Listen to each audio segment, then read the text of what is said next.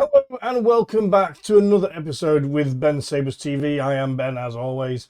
It's a Marvel one. I'm sorry, guys, first and foremost. But also, thank you to all the subscribers. Love to have you here. Ironheart, episode 4 and 6, the final review. It got so much worse. That is an understatement. It has been so hard to sit through these 6 episodes.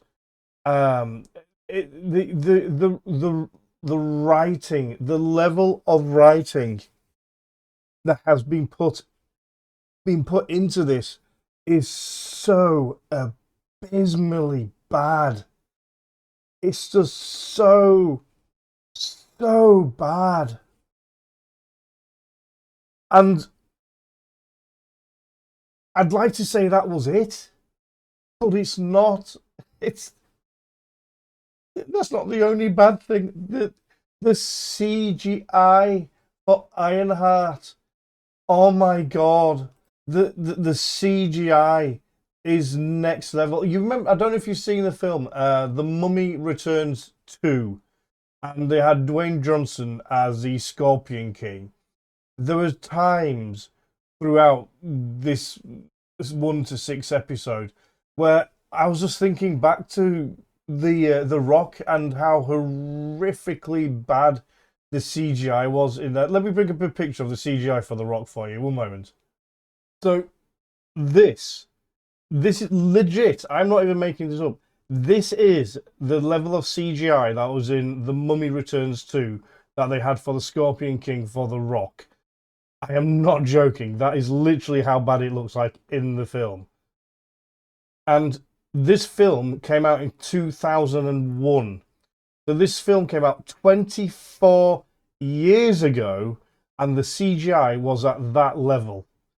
Okay, let's have a look at the Ironheart CGI level. This is the level of CGI in Ironheart. It is absolutely horrific. It is terrible. I don't even know. At this point, if you were making this TV show and this was the level of your CGI, I would just go, look, you know what? Let's just cancel it. If we can't get this right, then there's no point even bothering with the rest. I mean, even though the script's horrendously bad, if we're going to have this level of content, let's just call it a day, shall we? So, and if you take this and you compare it to the Iron Man 1 that came out, I mean, my God, Jesus.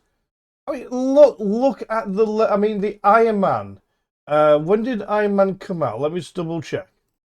So, Iron Man came out in 2008. 2008. And that's the level that the CGI was for 2008. This has just been released. This blob of colour. Because there's no detail to it. And it was like this through the whole thing. It was so bad and cringy that I've never got up and managed to find other things to do while this was playing before in a TV program. If it was Stranger Things, I would be glued to that program. When Stranger Things season 3 came out, I was so hooked on it, I binge watched the entire thing in one afternoon and one night. I just put it on and I just watched the whole lot, start to finish, for Stranger Things season 3. For Cobra Kai, couldn't put it down, just watched it straight through again. For this, just to put on an episode gave me fear and dread of what am I going to see this time. The acting wasn't great at all. The storyline, the plot, the level of writing was horrific. The lines that some of the actors had to do was so. I I don't even know where they came up with it. It was so bad and cringe sometimes. I mean, this is 6 episodes. Season 2 has been cancelled, and apparently the leading star of Ironheart has now come out and started accusing the audience and having a go at the audience and shouting and screaming at them. As per here, the example, Ironheart star says worst things after ratings disaster goes viral. Ironheart star loses her mind after ratings fail. Disney CEO furious response after Ironheart ratings disaster. An F word you all from the actress. Dominique attacks fans. Ironheart rage with woke fandom split over two. I mean, these go on and on and on. Like I can't think of another Marvel TV show that is worse than this. I mean, even the main picture that they've used, the CGI looks really, really bad. But what's it say? So, all right, kids, buckle up. It's time for another Ironheart final review.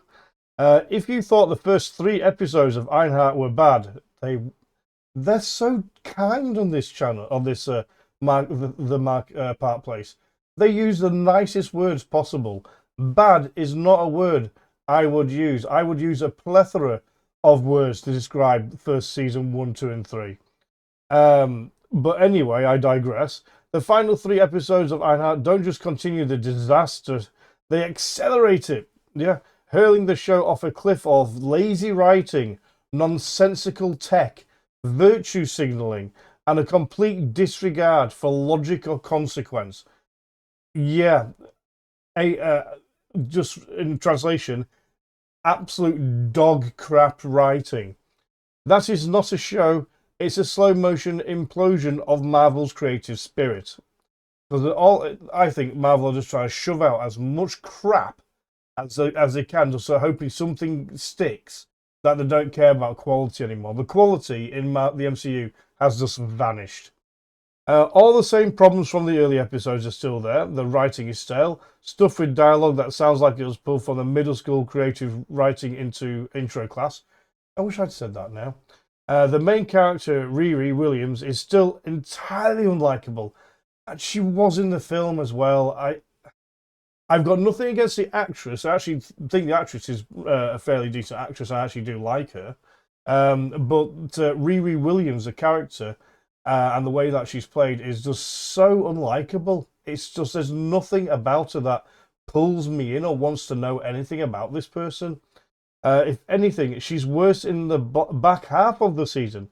There's no character growth, no reckoning, no redemption, just more smugness, more elitement, and more proof that the creative team had no idea how to write a hero or a character with any redeeming qualities of any kind. Jesus, yeah, absolutely. Good God, look at the CGI. This is all I was thinking throughout the TV series. It was either this writing is so bad, or oh my God, the CGI is so horrific. Reaping what she sowed. Riri's criminal friends turn on her, and we're supposed to feel bad, but this is just karma on a platter. She lied, manipulated, used people, and now the consequences have arrived. Yeah.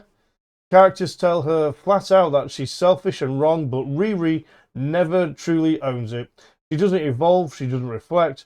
She simply powers through with the same arrogant attitude, insisting she is right. I was actually trying to hold off saying arrogant. I was trying very hard not to incorporate that into the review. Unfortunately, I couldn't get away from it. Then comes a baffling action sequence where these gang members who previously took down grown men with ease get beaten by Riri without her armor. Not only does she magically win, but the scores multiple kill shots, and no one dies or even gets hurt. Slug, one of those thugs, literally survives a vehicle crash that should have turned anyone into pavement paste. Oh yeah, I remember that. That was just like, I was like, how's he not dead or mangled? But Slug just climbs out without a scratch, shrugs it off, and walks away. Real stakes, real danger. Forget it. Yeah, I was just like in disbelief at that. I was like, come on, you got to keep it at least semi-realistic. And then, in a moment of pure script laziness, the Hood fires the gang. That's right, fires them. They just leave. No revenge arc, no comeback, no purpose. It's as if the writers hit delete mid-season and hoped no one would notice we did. What was even the point of these characters? Did they even have a point other than to be there for a beat-em-up henchman fight? Zeke Stain, the real victim. Zeka, the nerdy white guy Riri exploited for 3 episodes, ends up in jail thanks to her blackmail. She offers a lukewarm, my bad, and seems shocked when he's furious with her. He should be. She ruined his life. Yeah. I couldn't get my head around this. I couldn't understand it. Zeke becomes a villain, sort of. After getting sprung from prison by the Hood, he gets turned into what can only be described as a bootleg ironmonger with electric powers. It's all very comic booky, which is not a negative in a comic book show, but the real joke is the pseudo-science used to control him. Apparently, Slug sets the Hood as the suit's admin during installation, and that gives him telepathic control. You heard that right. A guy in a magic cloak becomes a Bluetooth mind controller because tech, because script, because they didn't know what else to do. Zeke beats the brakes off Riri and destroys her armor, but lets her live. And honestly, he's the only character with a shred of humanity. Of course, the show wants us to see him as the bad guy, but in this twisted universe, he's the only one actually logical. If anything, he's on a revenge arc. Imagine if Kill Bill decided the bride was the villain and presented Bill with a misunderstood hero. Then, in the most ridiculous climax imaginable, Riri defends Zeke by killing him below the belt. Kicking him below the belt. Yep, after millions of dollars of upgrades, no one thought to give the guy an armored cup. That's your genius level battle plan. Powered by pure nonsense. Yeah, that's fair. Rebuilds her final suit out of a car. Just any old car. Apparently, she skipped the entire Iron Man arc where Tony needed special alloys and power sources. Her new armor runs on magic. Literally black girl magic. Her mum conveniently knows a sorceress from Camera, Taj, and her daughter who wave their hands and zap the suit full of potential juice.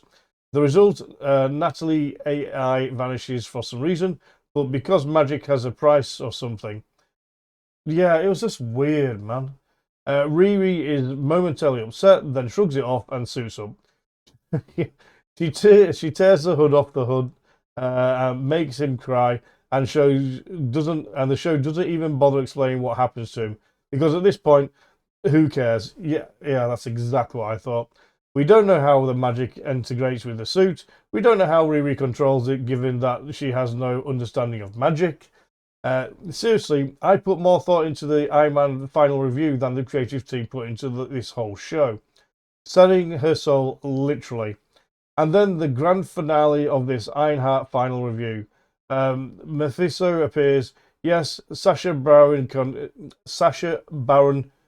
I can never say his name, makes his long-awaited debut as the literal devil. And what does Riri do? She fights him. She does rise up and battle the ultimate evil and finally become a hero. Nah, she sells her soul to him. Seriously. No big battle, no showdown, just a straight-up soul trade to bring back her dead best friend, Natalie. Some have tried to frame this as a heroic sacrifice akin to Tony Stark flying the nuke through the portal in Avengers or snapping his fingers at the end of Endgame. Not even remotely close to the snapping of the fingers in Endgame. Not even on the same field. But let's be honest, it's a selfish act. Natalie was gone and had found peace. Her brother had moved on and possessed his grief. Riri resurrected her because she couldn't let her go. It's not courage, it's obsession. The only person who benefits from this fasting bargains is Riri. And that's how it ends. No resolution, no meaning, no point. I think they're going to try to do something cool in season 2, but that's cancelled now. Marvel's low point. There's no redeeming qualities here. The only potential interesting performance, Sacha Baron Cohen's Mephisto, is wasted in this dumpster fire. The final cements Ironheart as not just the worst Marvel show, but quite possibly the worst thing the MCU has ever produced. On the Pro show with WTW Pro, I was asked if there was if this was bad as Star Wars flop The Acolyte. At the time, I hesitated. Now, no hesitation. Ironheart is worse, much worse. Final verdict: 1 out of 10. Unwatchable, unredeemable, unforgivable. What's your Ironheart final review? Drop it in the comments below. Yeah. What? 1 out of 10 is a little bit generous. If I could give it a 0.5 out of 10, I would do. It was just terrible. I was really looking forward to Sacha Baron Cohen. It was just wasted. And it would have been cool if she had a fight with him. But she didn't. Like you said, she just sold her soul to get Natalie back. And I'm like, well, couldn't you fight him, go to hell and get her back or something? It was just the laziest writing. Honestly, guys, if you've got something else to do, like, I don't know, the washing, doing the laundry, I'd do that.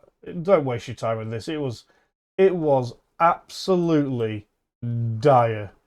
I mean, this film, this TV series, it was terrible. But anyway, let me know what you thought in the comments below.